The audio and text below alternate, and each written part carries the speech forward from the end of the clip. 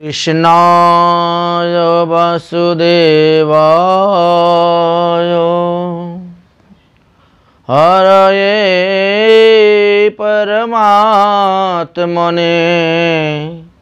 प्रणतक्लेशनाशाय गोविन्दाय नमो नमः।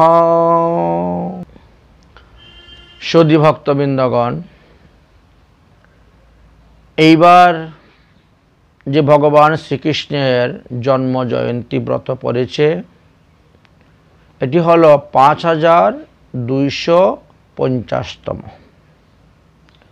অর্থাৎ 5250 বৎসর পূর্বেই আমাদের ভগবান শ্রীকৃষ্ণচন্দ্র এই ধরাধামে এসে অবতীর্ণ হয়েছিলেন। প্রতি বৎসরের ন্যায় এইবারও আমরা ভগবান শ্রীকৃষ্ণের জন্ম জয়ন্তী ব্রত পালন করব। পঞ্জিকাতে এইবার দুটা দিন দিয়েছেন ব্রতের জন্য। এখন আমরা 9ই ভাদ্র 1431 বাংলা সোমবারে ব্রত করব, না 10ই ভাদ্র 1431 বাংলা মঙ্গলবারে ব্রত করব। আজকাল তো আবার বাংলা তারিখ অনেকে বুঝেন না। বাংলা ভাষায় মাতৃভাষা বাংলা হওয়া সত্ত্বেও, বাংলায় জন্মগ্রহণ করা সত্ত্বেও অনেকেই বাংলা মাস বাংলা তারিখ বুঝতে পারেন না, যার ফলে ইংরেজি তারিখটাও বলতেছি। অর্থাৎ 26শে অগাস্ট 2024 সোমবারে শ্রীকৃষ্ণের জন্মজয়ন্তী ব্রত পালন করব, না আমরা 27শে অগাস্ট 2024 মঙ্গলবারে শ্রীকৃষ্ণের জন্মজয়ন্তী ব্রত পালন করব।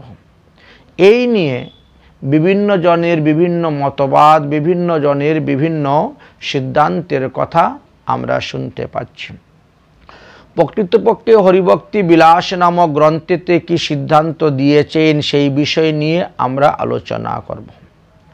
এইখানে দুটি জিনিস আমাদের বিচার করতে হবে। প্রথমত হলো তিথি বিচার, আর দ্বিতীয়ত হলো নক্ষত্র বিচার। তিথি এবং নক্ষত্র উভয়ই এখানে বিচার করতে হবে।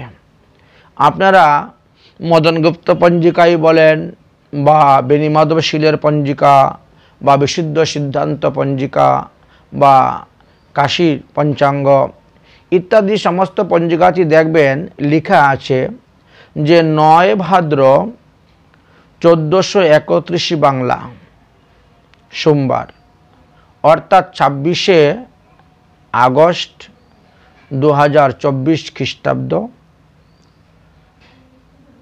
সকালে 8টা 36 পর্যন্ত সপ্তমী তিথি আছে।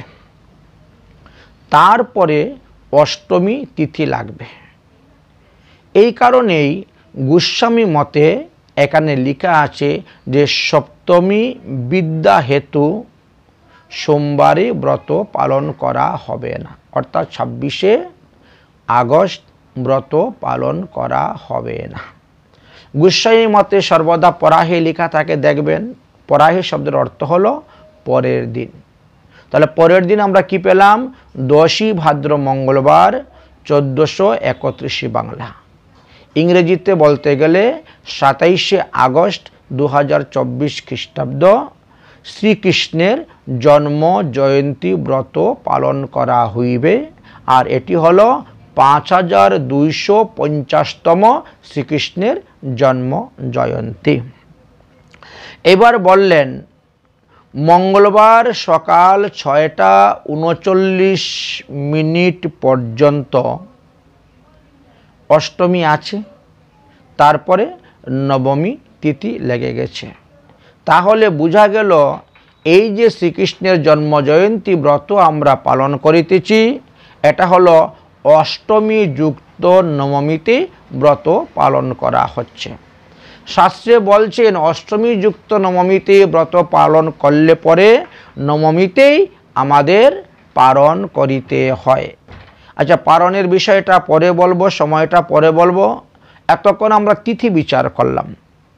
দ্বিতীয়ত হলো নক্ষত্র বিচারের কথা বলছেন।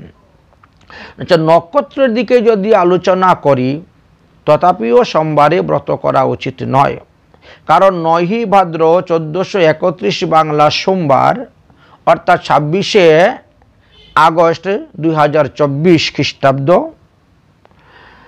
রাত্রে 9টা 24 পর্যন্তই কৃত্তিকা নক্ষত্র আছে আমাদের সোমবারে। রাত্রে 9টা 24 পরে গিয়ে রোহিণী নক্ষত্র আরম্ভ হবে। আচ্ছা, রোহিণী নক্ষত্র কিন্তু অষ্টমীর মধ্যে থাকতে হবে। রোহিণী নক্ষত্র তাহলে দেখা গেল সোমবারে রাত্রে 9টা 24 পরে আমাদের লেগেছে, এবং তার পরের দিন সমস্ত দিনব্যাপী রোহিণী নক্ষত্র ছিল, অর্থাৎ 10ই ভাদ্র মঙ্গলবার 1431 বঙ্গাব্দ অর্থাৎ 27শে আগস্ট 2024 সমস্ত দিন রোহিণী নক্ষত্র ছিল, এবং রাত্রে 8টা 33 পর্যন্তই রোহিণী নক্ষত্র ছিল। তারপরে গিয়ে মৃগশিরা নক্ষত্র আরম্ভ হয়েছে। এই কারণেই মঙ্গলবারই আমাদেরকে ব্রত করতে হবে, 27শে অগাস্টে আমাদেরকে ব্রত করিতে হইবে, এটাই গোস্বামীগণের সিদ্ধান্ত। যেহেতু অষ্টমী যুক্ত নবমীতে এই ব্রত পালন করা হচ্ছে, সেহেতু আমাদেরকে নবমীর মধ্যেই পালন করিতে হইবে। তাহলে পালনটা কবে পড়ছে? 11ই ভাদ্র।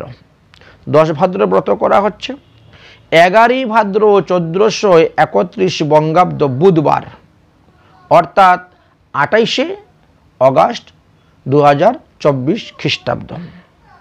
সেই দিন প্রাত 5টা 23 পর্যন্ত নবমী আছেন। তাহলে নবমীর মধ্যে যদি আমাদের পালন করতে হয়, তাহলে প্রাত 5টা 23 মধ্যেই পালন করতে হবে। এখন বিভিন্ন স্থানে সূর্য উদয়টা দেখে নেবেন, কখন কোথায় কিভাবে সূর্য উদয় হয়েছে।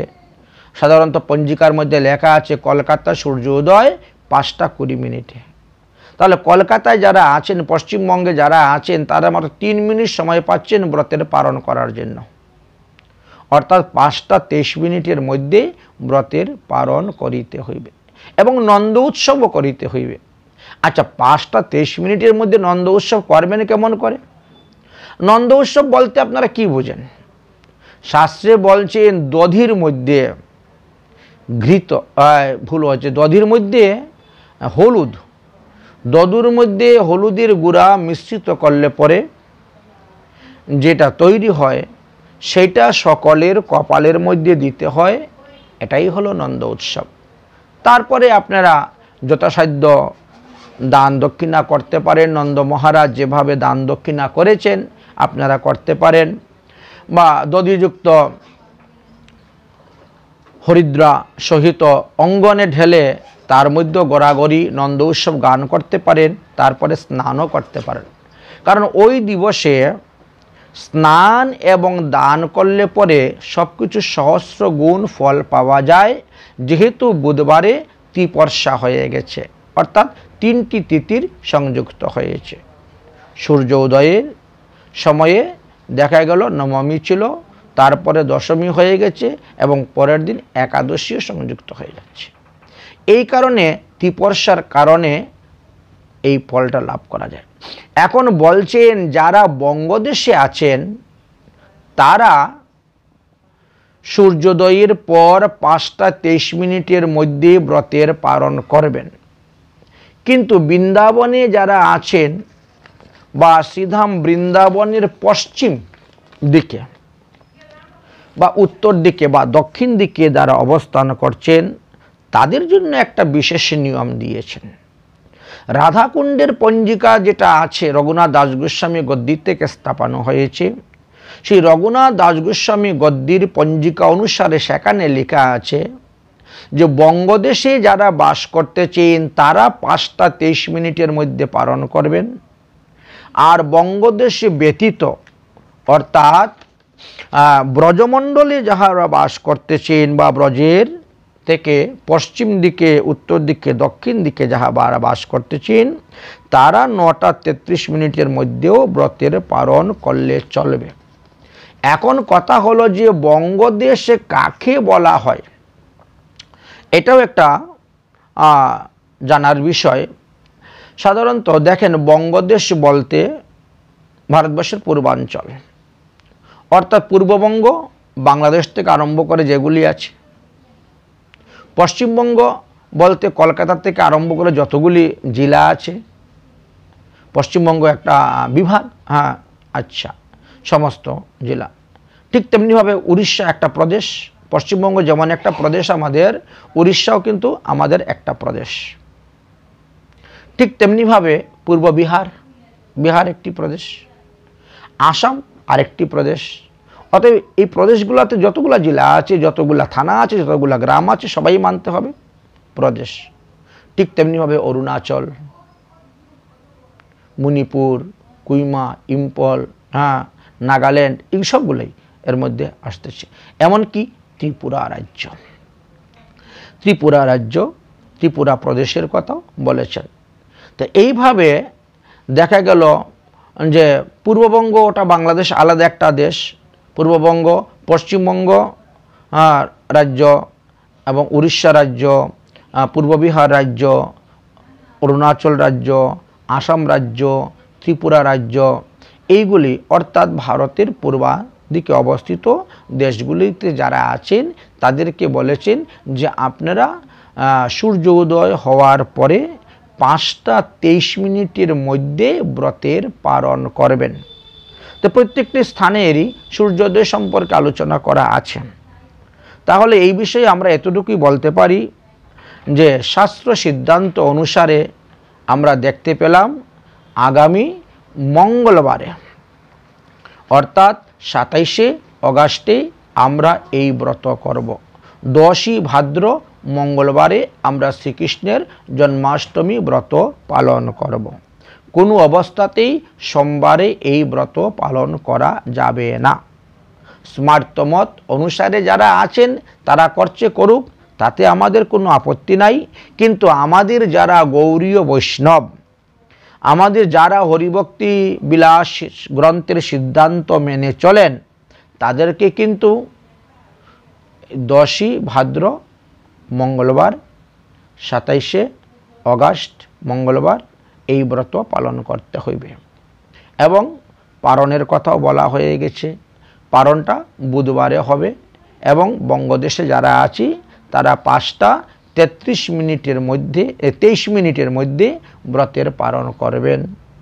আর ব্রজে যারা আছেন তাদের তো 9টা 33 মিনিট দেওয়াই আছে, সেটার ব্যাপার আলাদা।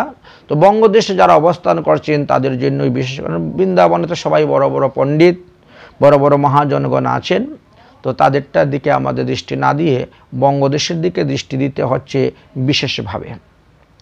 এইবার আমরা আসব যে হরিভক্তি বিলাস নামক গ্রন্থেতে কোন কোন পুরাণ থেকে কি কি সিদ্ধান্ত তুলে এনে আমাদেরকে এই তত্ত্বকথাগুলো উপদেশ দিয়েছেন, সেটা নিয়ে আমরা এখন আলোচনা করব।